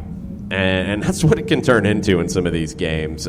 We've seen it at this venue because this is the one that Honduras uses quite often for their national team matches. 2013 is the one that I always go back to, where Honduras beat the U.S. first game of the Hex 2-1. I think it might have been 2-0. And it was like 90 degrees because they played in the middle of the afternoon around this time of year. But the grass was long and it felt thick, and you just couldn't complete a pass, and it's a little patchy in some spots, and it's going to be difficult. Now, what Motagua and their players and their manager Diego Vasquez have said over the weekend since their match on Saturday ended is they're imploring, because they're not in their home city, so it's a long way for their fans to come. But both Motagua and Olympia are playing in the stadium Tuesday and Thursday against MLS competition, and they're making it a sense of national pride. They're asking Honduran soccer fans to come out and support them in these matches because they're playing the giant MLS teams that everybody hates. And that's kind of an interesting spot to be in. I think your Ezequiel Barcos, your Pity Martinez's, your Joseph Martinez's, okay, they've been in these situations before. Brooks Lennon, how does Brooks Lennon handle a match like this? Because has he been in a match like this? Frank DeBoer talked about it today. George Campbell probably won't get the start here because he's never been in a match like this. He's a teenager. He's never played in a first division match, period. There's guys that I don't worry about. Fernando Meza, don't worry about it. He's played in Mexico. He's going to be fine. Brad Gazan, I believe, has played in this venue before. He'll be fine. But a Brooks Lennon, an Anton Walks, who has played in some very pressure-packed matches, and he got those with Portsmouth. And I know a lot of people are going to look at like, it's Portsmouth, whatever. You want to get into some of those games that Portsmouth went through and the fight that you had to have to stay on the field in those, that's going to help him in this. I think he's a really important player tomorrow night. One of our listeners, Alex Passin, actually has a poll on his Twitter page. Okay. Going to the CCL return leg versus Motagua by myself. Decided to try the supporter section for the first time, so he's thinking for the return leg. Yeah. Please tell me if I have made a grave mistake. Okay. Selection number 1, you'll make new friends. Section number 2, selection number 2, this is fine. Section number 3, if you have to ask. And selection number 4 is agachate. Don't be scared, is what I would say. It's going to be... It's CONCACAF. It's going to have a different kind of vibe than a typical match. It's also at Fifth Third Bank Stadium. It's going to have a different vibe. It's very intimate. It's very cool to go to those games when it's packed and players are right next to you on the field. A lot of it's going to depend on how Atlanta handles the first leg. So this is an Atlanta United fan asking if he's made a mistake to go to sit in the supporter section for this. Section in Kennesaw. Okay, to sit with the Honduran fans. No, just in the Atlanta supporter section. Oh, he's gonna have a great time. Yeah, just I mean, After the 3-1 loss last year, exactly. It's all good. You got a goal in the first minute last year, and it just went crazy from there. You're going to have a good time, Alex. Enjoy it. Just jump into it. Have a couple beers. Make sure you got a safe ride home. If you're going by yourself, you might want to Uber or Lyft up there because you're going to be in the supporter section. You're going to get doused in beer when Atlanta scores, so you might as well drink a couple. Yes. If that's your beverage of choice, and just throw yourself into it. And if you're looking for a place to watch the away leg, there you go, Sakib. There it Nicely is. done. I like it. please come out to the Brewhouse. 9,853 televisions. Yes. Going up. Some other CCL fever notes. Club Leon and LAFC is sold out tomorrow at the Estadio Leon. Cool. Over 800 traveling LAFC fans in town, which is awesome. And I read something that LAFC fans do on the road, and I don't know if they do this everywhere, but they're doing it in Leon. It's very, very cool. Their traveling fans bought tickets for kids at a local orphanage to be able to go to the game. Very nice. LAFC fans have talked about when they go on the road, they want to do those kinds of things for their local communities and leave a positive impact. That's very, very cool. Hey, if any Atlanta United supporters clubs are organized to go to any of these kind of games, get with the Brewhouse. We're going to donate for that cause too. That's a great thing. That makes me happy. Yeah, that stuff's awesome. We'll see about the next round if everybody gets through that you're expecting, and it's Atlanta United and Club America. It's even bigger than Monterrey was last year because you've got a little bit of history. Because you've got a Campeones Cup that Club America wanted, and you've got all the friction from that. 2 legs playing at the Estadio Azteca in Mexico City. Just amazing stuff if you get through. You can't look ahead if you're in the group, if you're in the team. You can't look ahead, but that's looming. I mean, and we've talked about it. The schedule for Atlanta United really lends itself to getting through Motagua, who is playing well. The Honduran League is not as good as the Costa Rican League, in my opinion. I think Motagua is a little bit of a step below Herediano last year, but you've got to take care of business. You're going to be missing pieces. It's going to be difficult. You open an MLS season in Nashville against an expansion team playing their first ever match. That should be a manageable situation. Then you get Cincinnati here at home, and who knows who's going to be managing Cincinnati and who's going to be on the team and if anybody else is getting arrested or kicked out. Yep. I mean, it's we're kind of looking crazy. for a strong start, Atlanta. No pressure. Yeah. It's manageable. It's a manageable schedule. And then you're bouncing into Club America. So one other thing, we've talked about it a good bit. Next Monday will be our first episode of the run-up, and it's going to take the second hour of soccer over there here from the Brewhouse. Kelly Francis will be joining us. It'll be our Atlanta United preview before every home match, the night before every home match, all season long. Open Cup games, CONCACAF games, every MLS game. Every home match, the night before preview will be here at the Brewhouse Cafe. And that's going to be fun, and it's looking forward to seeing the crowds come out and talk about Atlanta United. I know that you're going to be wandering around with a microphone and talking to folks and doing questions and answers. And Kelly and I will be hanging out, and Nick Alifi will be a part of it as well. And it's going to be a hoot and a half, as the kids say. Another thing we're going to The be kids doing, don't say that, John. Nobody says that. Yeah, nobody says They're that. down with it. No, They're down with it. No, maybe a few. It's 2020, baby. That's old news. Man. I am the definition of old news. That's true. I can't deny. I ain't either. One thing we're going to be doing at the Brewhouse with these run-up shows is going to be for every Atlanta United MLS home match. The night before the match, when we do the shows, we will be giving away 2 tickets to that match to 2 lucky supporters in the crowd. And some of those throughout the season are going to include an on-field experience where you get to go meet the MVP, usually Joseph, which is great. I've done it. It's awesome. You get to go meet Joseph and or whoever the MVP is. Jason. Most likely Joseph. And he's a swell guy. You're going to love it. So definitely come out to the Brewhouse, enjoy all of our specials, enjoy the show, and hopefully you leave with a couple of tickets. Could be great. Okay, we have juice boxes, by the way, for CONCACAF Champions League. All right, let's save the Atlanta ones for tomorrow morning's show. We got to save something for tomorrow morning, or we're not going to have anything to talk about. LAFC Club Leon. Oh, actually, let me ask it this way to everyone here. Who do you think is the biggest underdog in the opening matches? Out of everybody? Out of everybody. Hold on, let me take a look. Because I'm thinking it's going to be one that's not involving a MLS team. It's Portmore United. Okay, so we have a Portmore vote.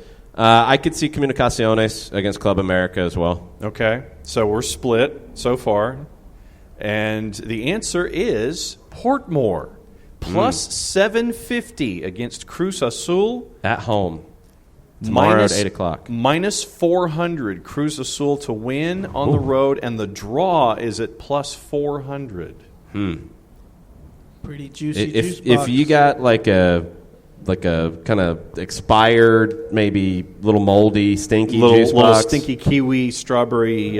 You might throw it on a draw. Passion fruit on a draw, maybe. I mean, maybe you're hoping for like the Kingston flu. Maybe they come into Jamaica and they spend time at the resort. I think Portmore is going to just absolutely park the entire fleet of buses from the Laredo garage. They're going to set them on fire, tip them over. In the home leg. Like, you got to get something. You got to get something because you're going to get pounded in Mexico City. Yes.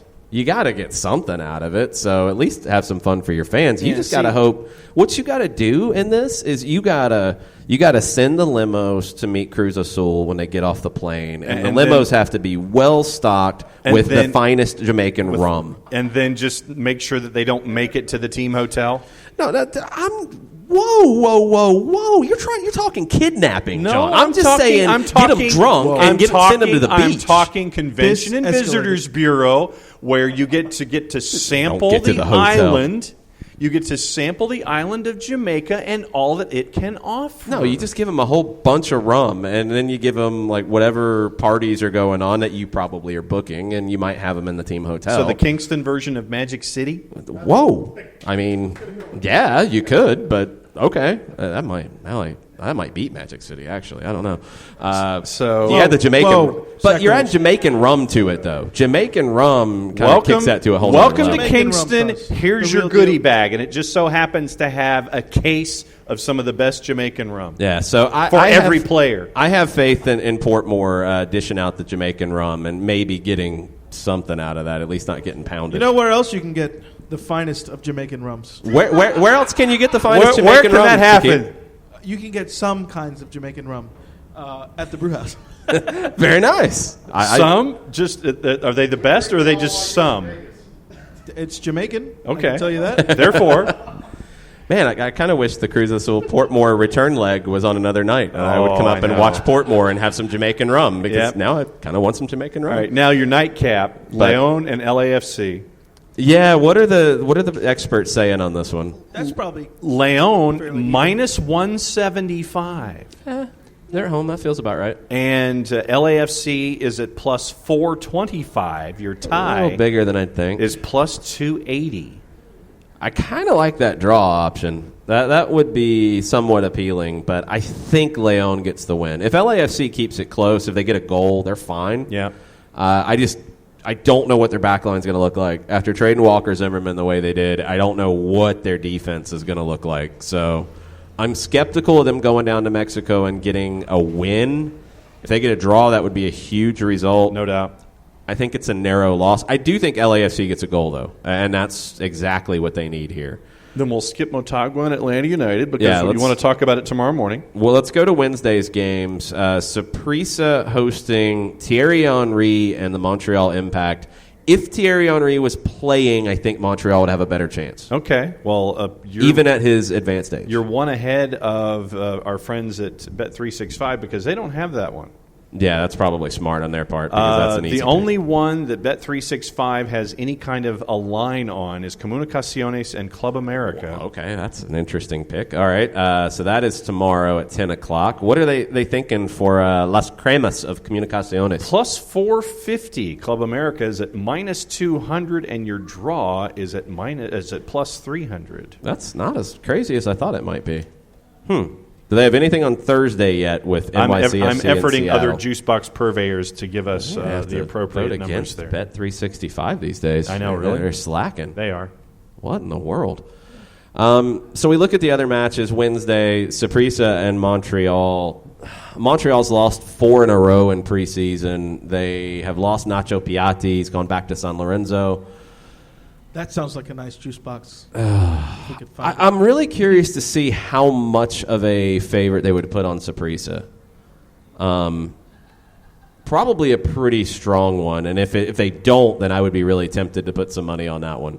Or juice boxes. Always juice boxes. Yes, juice boxes. Alianza Juice boxes. and Tigres is the other 8 o'clock one. Yeah, Tigres going to El Salvador to face Alianza, who gave Monterrey a really difficult time last year. Aggregate was 1-0 for Rayados, and they almost got knocked out in the round of 16. They went on to win the thing. And Tigres isn't playing all that well right now. Alianza could pull a surprise. That will be a really interesting one if you find a juice box purveyor that is degenerate enough to have that line. And we found one. Efforting. Man. Only 200 people on FootMob voted. Oh, wow. That could be a fun one, too. Alianza, that was a fun match watching that from Costa Rica last year against Monterrey. The first leg in El Salvador, I think it was a scoreless draw. And Alianza's goalkeeper stood on his head a little bit to get it. The Thursday match is New York City going to Costa Rica to face a newcomer to the tournament, San Carlos. Alvaro Saborio, I do think, has finally retired. At the age of 206. Yeah, I mean, he has carried San Carlos over the years. This is a weird one for New York City because you're not going into San Jose. You're not facing a Saprissa or Alajuelense. I mean, even an Herediano. you're going up north in the country and facing a team who has just never been in this competition, and there's really not a lot known about them. So, and New York City has a lot of players back from last season. They've got a lot of continuity, but they've got a new manager in Ronnie Dyla.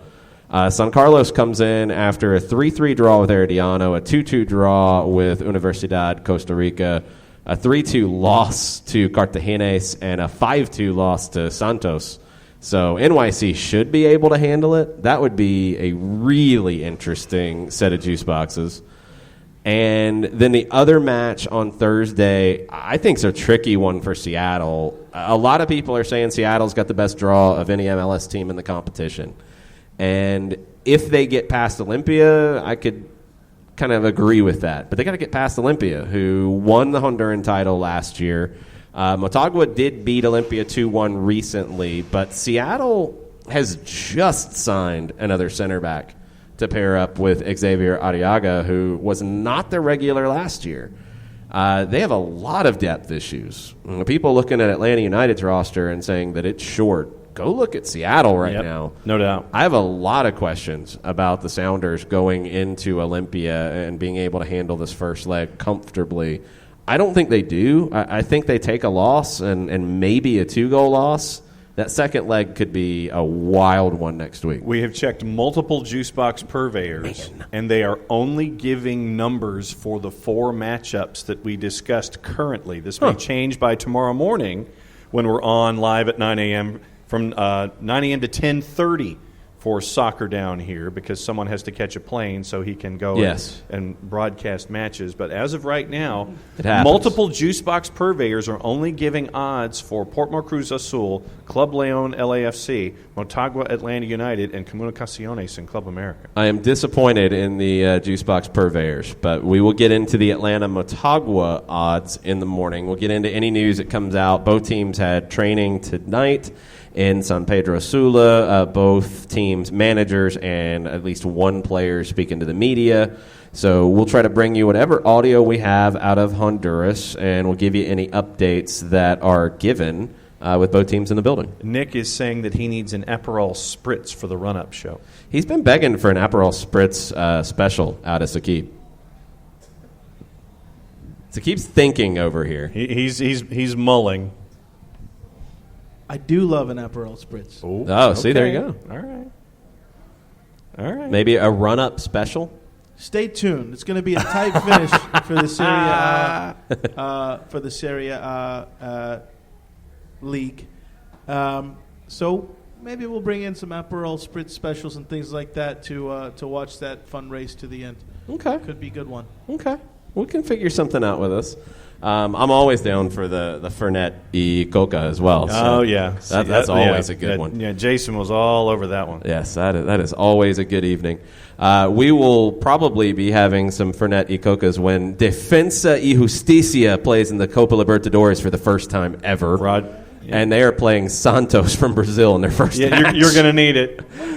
It's coming up in a couple of weeks, actually. It's the first group stage game for Defensa, and I think they host Santos.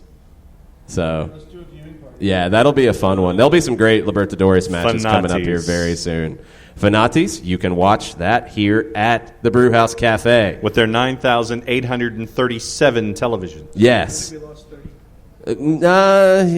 I see him coming back. I think the power had to be kicked Punching back up to about another 9,900 now. Yeah. We're good. So tomorrow, you're looking for a place to watch Atlanta Motagua. You're coming here to the Brewhouse tomorrow morning, 9 a.m. You are listening to us on Soccer Down here.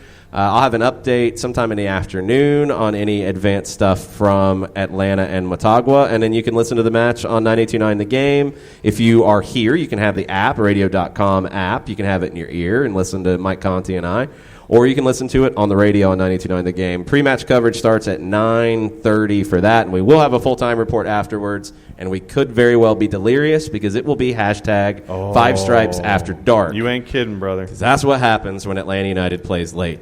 But we'll be back in the morning. Thanks, everybody, for listening. Thanks for all the tweets, and we will talk to y'all later.